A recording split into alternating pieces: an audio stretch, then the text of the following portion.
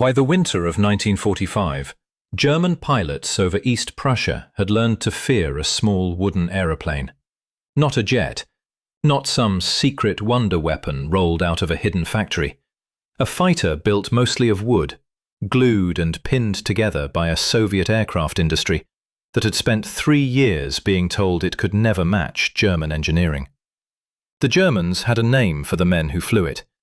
They called them the Experten Killers, and the plane those Experten learned to dread was the Lavochkin La-7. Here is the part that still stings if you grew up believing the Luftwaffe owned the sky until the very end. Below 20,000 feet, over the Baltic coast and the forests of East Prussia, the La-7 was faster than the Messerschmitt Bf-109G. It outclimbed the Focke-Wulf FW-190A.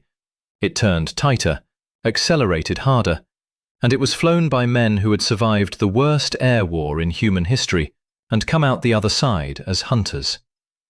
So how did a wooden fighter from a country the Germans had written off in 1941 end up breaking the Luftwaffe over its own doorstep? That is the story. Let me take you back to where this aeroplane actually comes from, because the wood is not a punchline. The wood is the whole point. When Germany invaded the Soviet Union in 1941, the Soviet aircraft industry was a disaster waiting to happen. Factories were being torn off their foundations and loaded onto trains, hauled 1,000 miles east, and rebuilt in the snow beyond the Ural Mountains. Aluminum, the metal every modern fighter wanted, was desperately short. Germany had captured or destroyed huge stretches of Soviet industry in a matter of weeks. Picture what that evacuation actually looked like. Whole plants ripped up and stuffed into freight cars, lathes and presses, and half-finished airframes rolling east towards cities most Western readers have never heard of. Novosibirsk in Siberia, Ufa in the foothills, Kuibyshev on the Volga, the city we now call Samara. Workers slept next to their machines in buildings that had no roofs yet, in temperatures that froze oil solid. They were bolting tools to concrete in one corner, while snow blew through the gaps in the other. And out of those half-built sheds, somehow, airplanes started coming again by the middle of 1942. Now think about what you build in a place like that. You do not build a delicate aluminum masterpiece that needs metal you cannot get and a skilled workforce you no longer have. You build with what is in front of you. And what was in front of them was wood. So Soviet designers did something the Germans found almost insulting.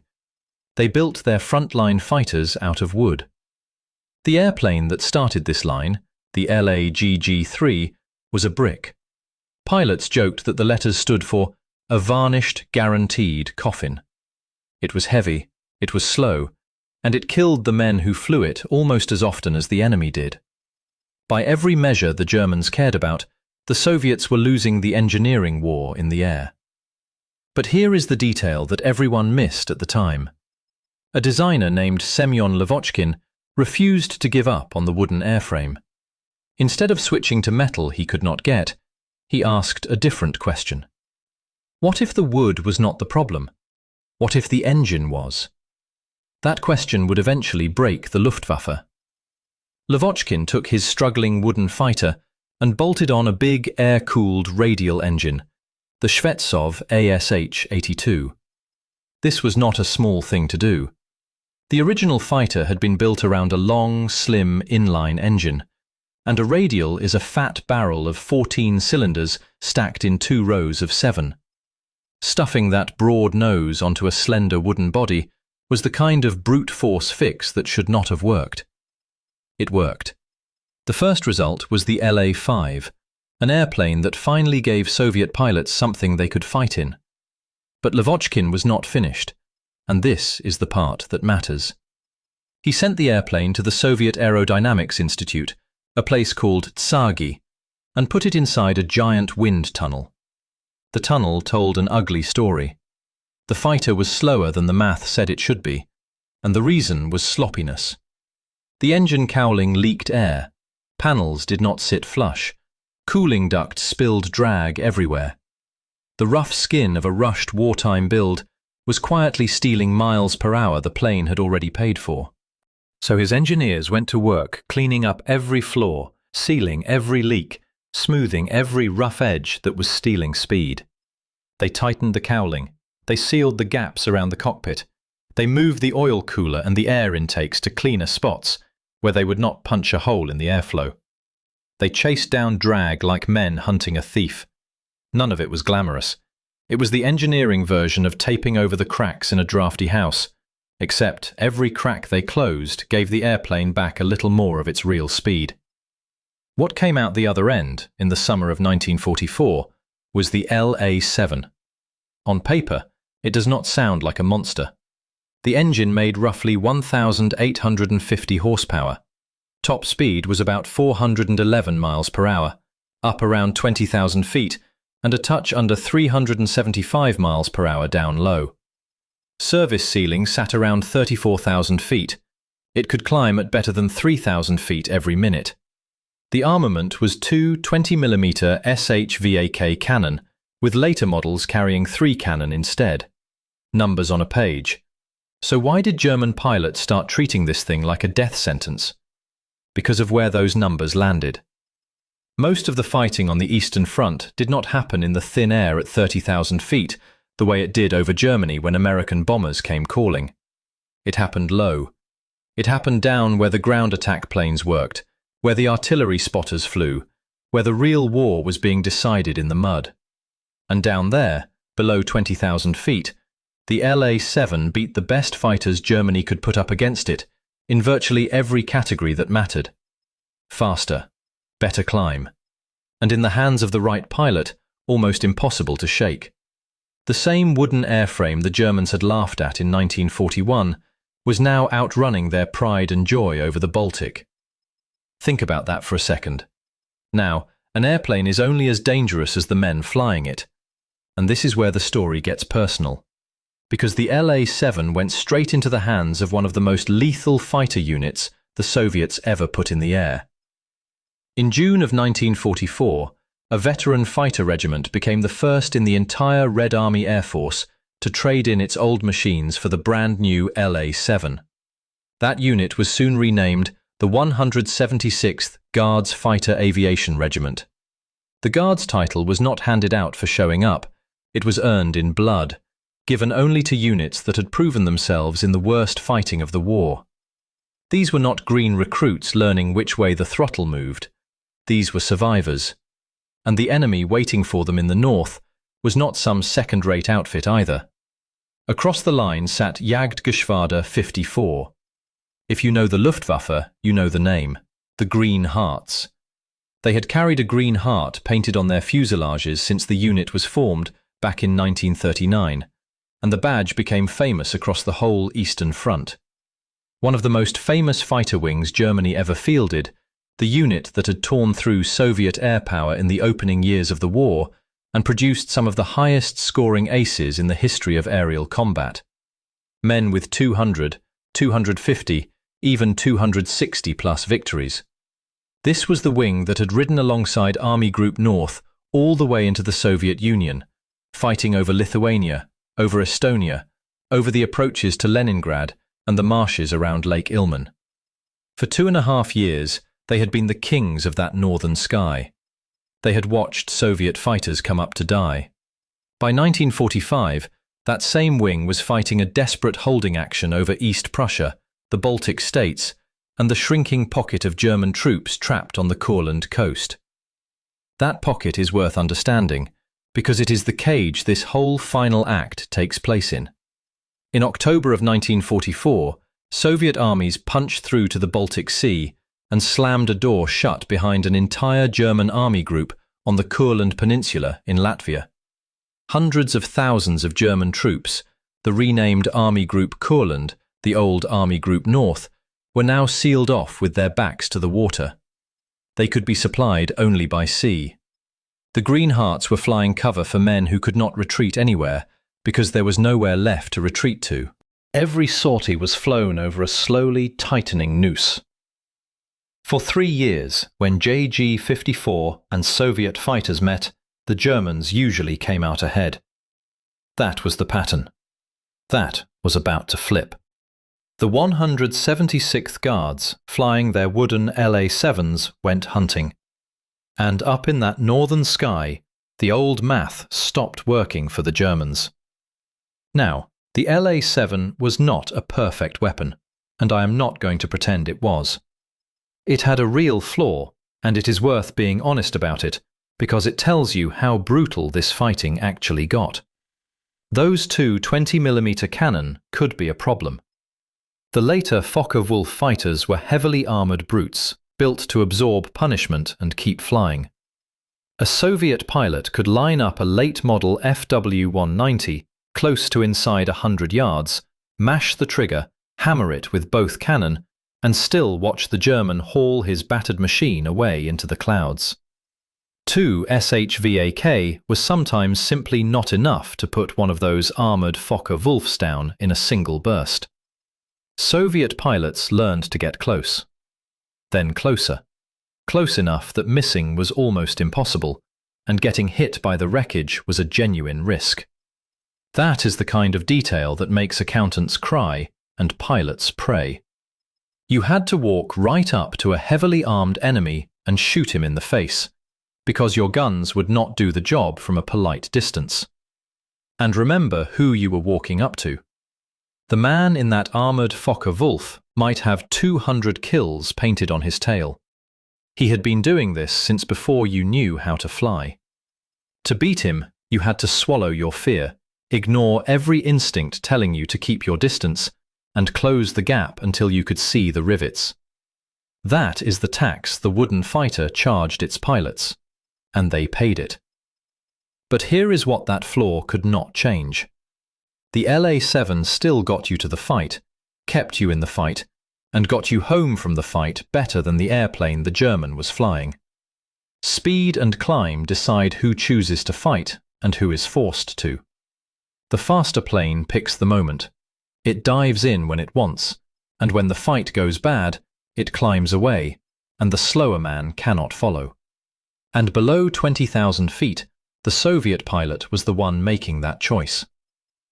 If you are getting something out of this, do me a favor and hit that subscribe button. We dig into the weapons and the men who actually decided the Eastern Front, the stuff the textbooks skip over. Now, back to the sky over East Prussia. While the Guards regiments were grinding down JG-54 in the north, the war was catching up with the German aces, one by one. And the names that had terrorized Soviet pilots for years started going quiet. Take Otto Kittel. He was the top-scoring ace of JG-54, with 267 victories, the highest-scoring pilot ever to fly the Focke-Wulf 190. For years he had been a nightmare over the Eastern Front, picking off Soviet ground attack planes by the dozen. Those ground attack planes were the Ilyushin Sturmovix, slow armoured beasts that hammered German tanks and trenches, and they were exactly the prey the La-7 Guards were sent up to protect. Kittel had built his whole enormous score on hunting them. And in mid-February of 1945, on the 16th, over the frozen Kurland pocket, his luck ran out. He went down attacking a formation of those same Ilyushin ground attack planes near the Latvian town of Tukums. Here is the bitter irony. He was not shot down by some hotshot fighter ace. He was killed by the rear gunner of one of the lumbering Sturmovix he was attacking. The plane he had hunted for years reached up and killed him. The deadliest Focke-Wulf pilot in history, his FW-190, hit by a tail gunner he had probably stopped fearing, going down in flames in the same northern sky where the wooden fighters were now in command. The hunters had become the hunted. And the man who put an exclamation point on that whole reversal was a Soviet pilot named Ivan Kozhedub. If you have never heard his name, fix that. Because Ivan Kozhedub is the single most successful Allied fighter pilot of the entire Second World War. Not the most famous, the most successful. 62 confirmed victories, more than any British, American, or other Allied ace who ever lived. He flew over 300 combat sorties, fought in more than 100 air battles, and in all of that, across the bloodiest air war the world has ever seen, he was never once shot down. Not damaged into a crash landing. Not bailed out over the lines. Never. The Soviets made him a hero of the Soviet Union 3 separate times. What makes that record even stranger is where it started. Kozhedub did not arrive a killer. He flew his first combat sortie in March of 1943 on the Voronezh front, and his early days were the opposite of legend. He scored nothing for months. He got his first kill, a Junkersstucker dive bomber, in July of 1943 in the enormous tank battle around Kursk. From that slow start, he climbed all the way up through the La-5 and its improved versions, learning the trade kill by kill, until by the war's last winter he was flying the La-7, and there was simply nobody better at it on either side. And the airplane he flew for his later victories was the La-7. Picture this man in his wooden fighter, the nose marked up with his kills, prowling the sky over the Oder River in February of 1945. By that point, Germany was throwing its last desperate cards on the table, including the thing that was supposed to change everything: the jet. The Messerschmitt Me-262 was the first operational jet fighter in the world. It was faster than anything the Allies had, faster than anything that should have been able to touch it.